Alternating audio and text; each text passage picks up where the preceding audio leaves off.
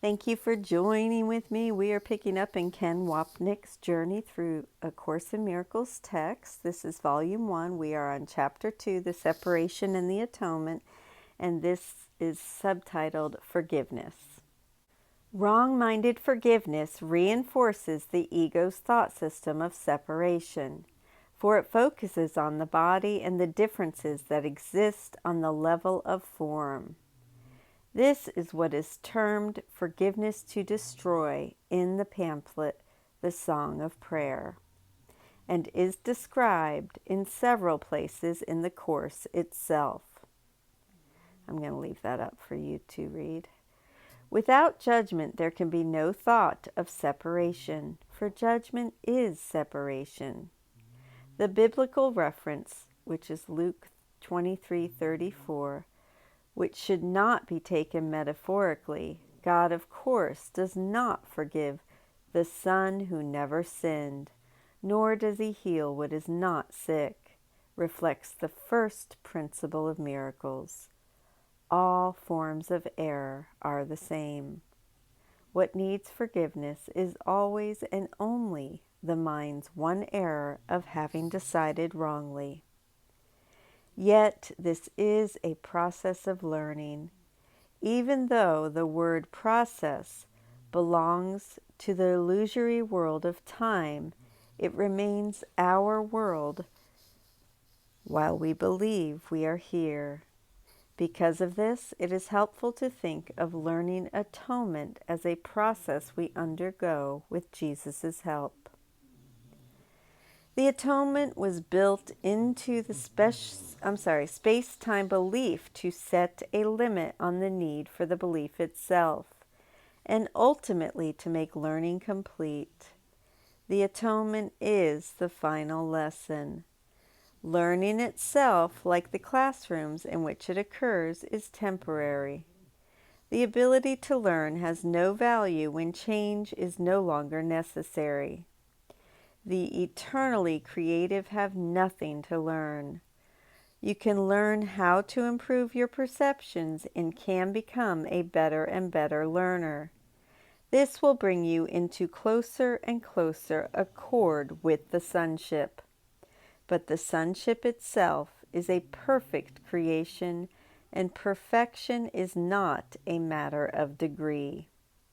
Only while there is a belief in differences is learning meaningful. The atonement, while seeming to operate within time, has as its ultimate purpose time's abolition, like the role of the miracle that we examined in Chapter 1. The atonement collapses the time we otherwise would have needed to learn forgiveness. It leads us to meet the ego head-on in our relationships and hasten the forgiveness of our projections. The atonement is the device by which you can free yourself from the past as you go ahead. It undoes your past errors, thus making it unnecessary for you to keep retracing your steps without advancing to your return. In this sense, the atonement saves time, but like the miracle it serves, does not abolish it. As long as there is need for atonement, there is need for time. But the atonement, as a completed plan, has a unique relationship to time. Until the atonement is complete, its various phases will proceed in time. But the whole atonement stands at time's end. At that point, the bridge of return has been built. By saving time, the atonement erases the past that never truly existed, being a total projection of the ego's delusional thought system of separation, sin, guilt, and fear. As long as we experience ourselves as creatures of time and space, we need correction within that framework. Jesus meets us in the condition in which we think we exist, leading us to believe it is we, the individual persons whom we identify, who are studying and practicing his lessons of forgiveness. Only as we approach the end of the journey do we recognize that it is our decision-making minds, non-spatial and atemporal, that constitute our true identity within the dream.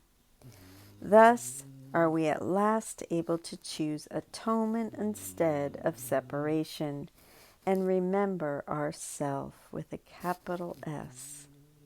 Later in the chapter, in discussing the miracle, Jesus revisits this idea of undoing our belief in time. And I will pick up there tomorrow. I thank you so much for joining with me. I hope that you have a beautiful day, and I will see you tomorrow. Thank you. I love you. Bye-bye.